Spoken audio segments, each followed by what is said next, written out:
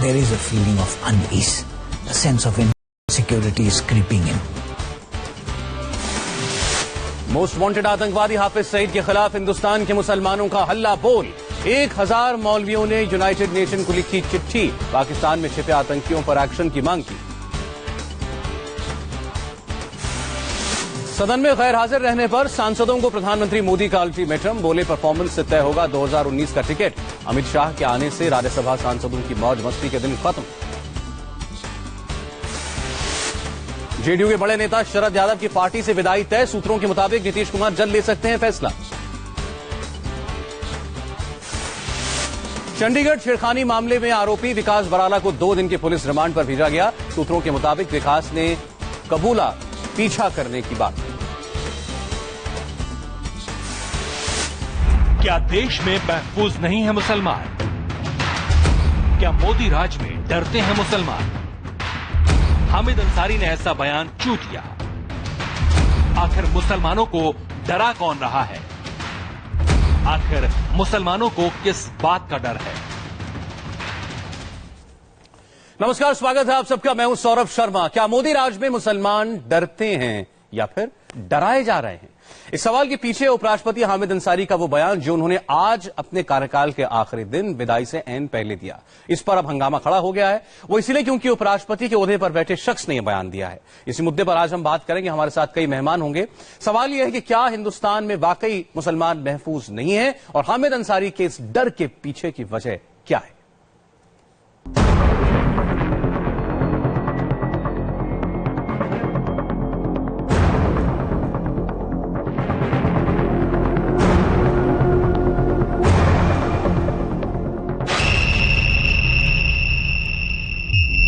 A sense of insecurity is creeping in.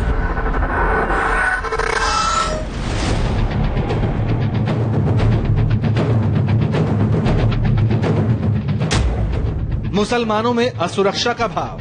A sense of insecurity is creeping in. मौजूदा हालात में मुसलमानों में बेचैनी। I hear a great deal more about it in North India. There is a feeling of unease.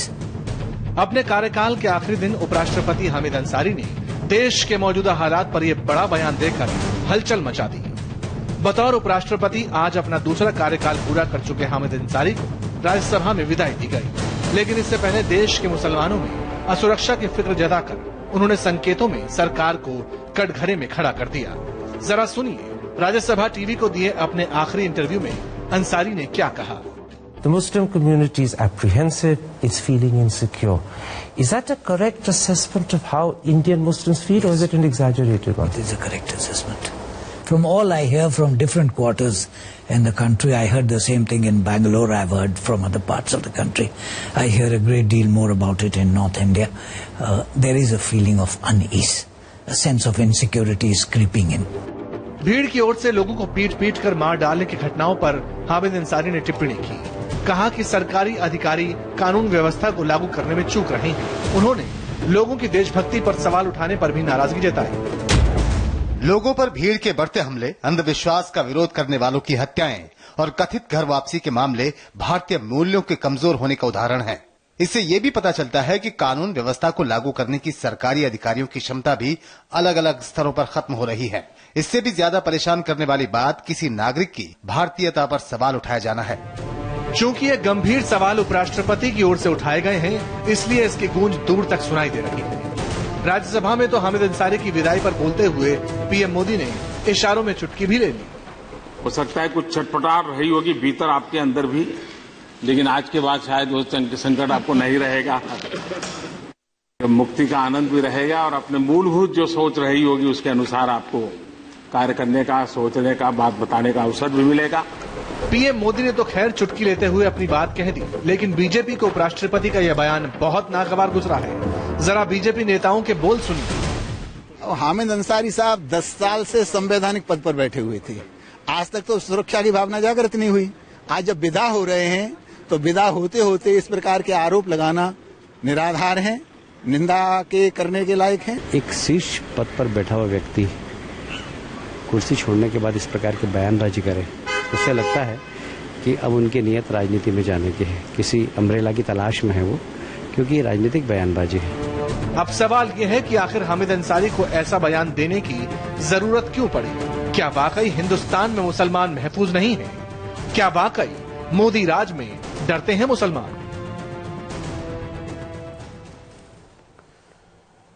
तो आपने उपराष्ट्रपति का इंटरव्यू का यह हिस्सा सुना जिस पर अभी हंगामा खड़ा है। जब देश के उपराष्ट्रपति ये कहें कि उनको महसूस होता है और जनता की आवाज से उनको मालूम पड़ता है कि देश में वाकई मुसलमान असुरक्षित महसूस कर रहे हैं, एक बेचैनी है जैसा उन्होंने कहा। लेकिन क्या वो देश के 20 करोड़ मुसलमानों के लिए कह रहे हैं? क्या पूरे देश को एक ही आरोप में रंग देना यह सही होगा? फिर उनका यह कहना कि उत्तर भारत में ज्यादा होता है, क्या वो बीजेपी शासित राज्यों की तरफ कोई इशारा कर रहे थे? सवाल यह भी उठ रहे हैं कि आखिर उपराष्ट्रपति को यह बात कहनी थी तो उन्होंने पहले क्यों नहीं की? आज जब उनके कार्यकाल का आखिरी दिन है, कल कोई और उपराष्ट्रपति बनने वाला है, उससे पहले राज्यसभा टेलीविजन पर जो कि उन्हीं के अधीन आता है, वहां पर उन्होंने एक इंटरव्यू में बात क्यों नहीं की? सार्वजनिक तौर पर इस बात को पहले कहते तो शायद इन बड़े सवालों का, जो गंभीर सवाल है, इसका कोई मामला मिलता और सरकार भी मजबूर होती इस पर ध्यान देने के लिए। ये सारे सवाल हैं जिस पर आज हम बात करने वाले हैं।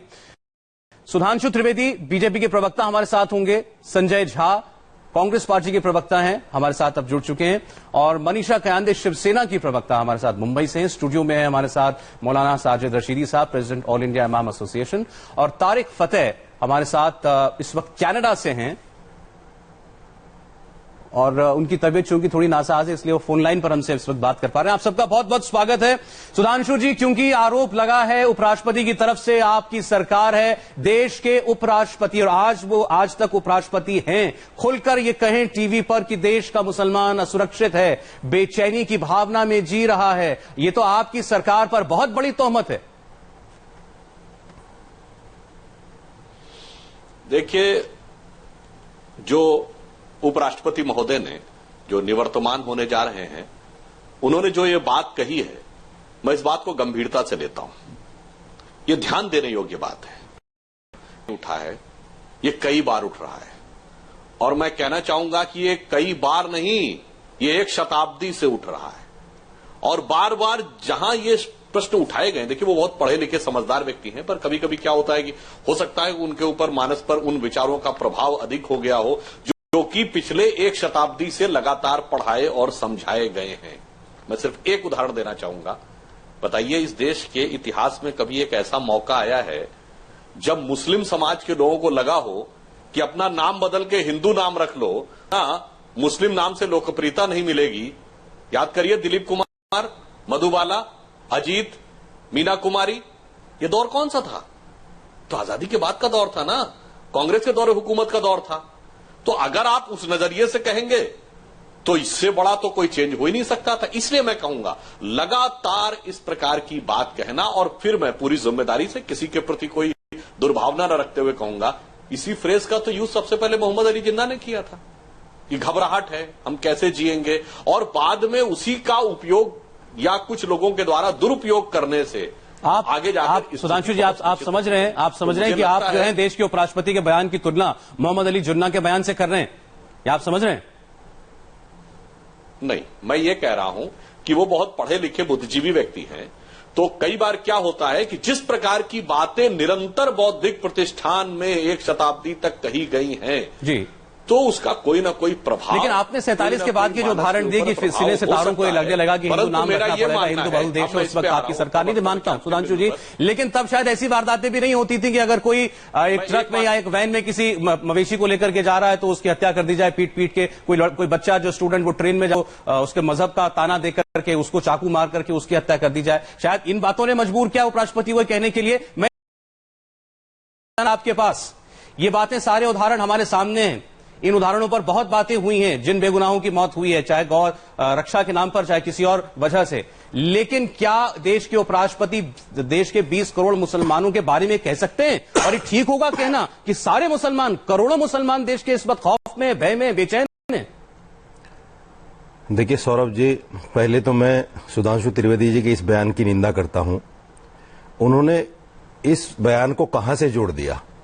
उस समाज से जोड़ दिया जिसका समाज में कोई हिस्सा ही नहीं है, यानी फिल्मी दुनिया के लोग। न वो हिंदू है न मुसलमान है, उनका तो कोई लेना देना नहीं। वो मुसलमान होकर भी, हिंदू होकर भी काम करते हैं, वो मस्जिद भी देखते हैं, मंदिर भी देखते हैं, सिख गुरुद्वारा भी देखते हैं, सब। उनका तो समाज से कोई लेना देना है ही नहीं, वो तो अलग दुनिया है। सुधांशु जी इतने पढ़े लिखे व्यक्ति हैं, कहां से किस बात को और उपराष्ट्रपति जी के बयान को वहां से जोड़ दिया उन्होंने। मैं ये कहना चाहता हूं कि उपराष्ट्रपति जी ने जो कहा है उसमें 100% सच्चाई है। आप देख लीजिए, मैं ये नहीं कहता कि भाई बीजेपी के दौर में ऐसा हुआ है। मैं ये कहना चाहता हूं कि आज जो वारदातें बढ़ी हैं और जिस तरीके से मॉब लिंचिंग के मामला सामने आए हैं, 10-20 आदमी इकट्ठा होते हैं और किसी को भी मार देते हैं गए रक्षा के नाम पर। साहब ऐसे कितने मामले आपकी नजर में? सुन लीजिए, कितने नहीं 10 मामले तो कम से कम मेरी नजर में। 10 मामले और 20 करोड़ लोग। सुन लीजिए 10 नहीं, सवाल यही है, वो घटना जो हुई, वो जो अपराध हुआ, उसकी तो कोई उसका बचाव तो कोई कर ही नहीं सकता। लेकिन उस अपराध की आड़ में एक देश में करोड़ों लोगों के बारे में ऐसा कह देना, ये बाकी 100 करोड़ लोगों पर भी तौमत है कि नहीं है? उस बहुसंख्यक समाज पर भी तौमत है कि नहीं है, जिनके होते हुए वो अल्पसंख्यक जो है दुविधा में है या मजबूर हैं? देखिए, अगर इन 10 मामलों पर या इन 15 मामलों पर कहीं ना कहीं सरकार लगाम लगाती जी, तो ये बात आगे सामने ना आती। चूंकि अभी तक उस पर लगाम नहीं लगा है, इसलिए 20 करोड़ मुसलमानों का भयभीत होना लाजमी है। ठीक, आप भी ये बताएं, जो सरकार ये बताए कि मॉब लिंचिंग के मामले में जितने लोग दोषी ठहराए गए उन पर कार्रवाई अब तक क्या हुई? संजय साहब, आपके पास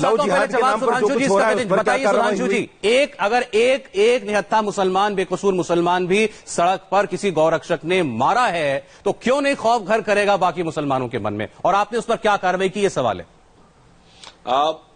सौरभ जी, किसी भी मामले पर सरकार ने पूरी संजीदगी से कार्रवाई की है। अखलाक का मामला था, केंद्र सरकार के गृह मंत्रालय ने तत्काल रिपोर्ट मांगी थी। जो राजस्थान में घटना हुई, आपको ध्यान होगा, आज भी अखलाक को ये कहा जाता है कि उसके घर में गाय का मांस पाया जाता है। अभी जो घटनाएं हुई हैं, उनमें भी निरंतर गिरफ्तारी हुई है। सुधांशु जी, मगर मौलाना साहब से मैं ये पूछना चाहूंगा, अरे भाई एक मिनट मुझे वाक्य पूरा कर लेने दे। मैं मौलाना साहब से पूछना चाहूंगा कि भाई मॉब लिंचिंग तो एक बात समझ में आता है कि एक भीड़ अनियंत्रित होकर कुछ कर गई।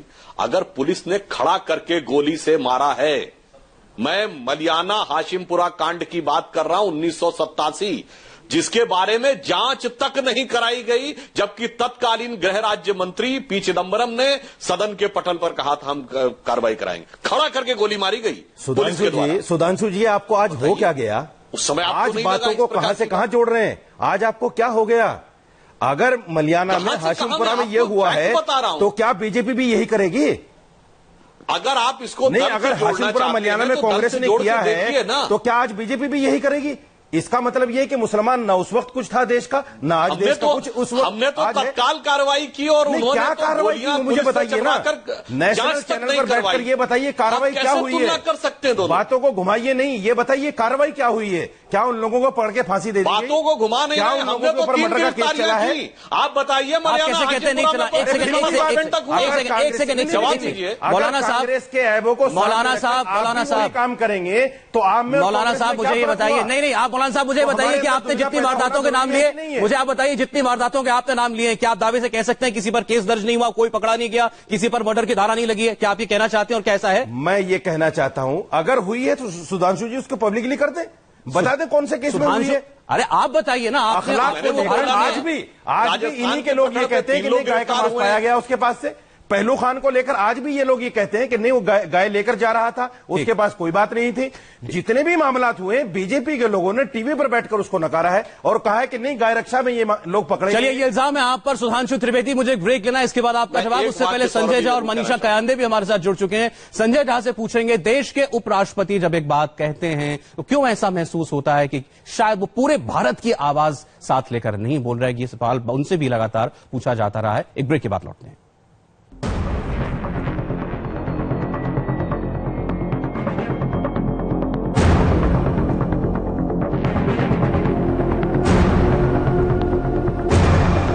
न्यूज सेंटर के प्रायोजक जॉली तुलसी 51 ड्रॉप्स, बस 5 बूंदे रोज पियो, स्वस्थ निरोगी 100 साल जियो। आइसोटीन आई ड्रॉप, आपकी आंखों का कंप्लीट डॉक्टर। पतंजलि दंत कांति, करोड़ों देशवासियों का भरोसेमंद हर्बल टूथपेस्ट। बवासीर से राहत दिलाए जॉली वासीर जेल व कैप्सूल, 100% आयुर्वेदिक। रूप मंत्रा फेस क्रीम, ये कोई कॉस्मेटिक नहीं, आयुर्वेदिक औषधि है। Galaxy basmati rice, taste of love. Anmol dream light, taste इतना भाई कोई रुक ना पाए। डॉक्टर ऑर्थो आयुर्वेदिक तेल व कैप्सूल, जोड़ों के दर्द की बेजोड़ दवा। पूरा देश बोल रहा है एक ही जुबान, विमल। बोलो जुबान केसरी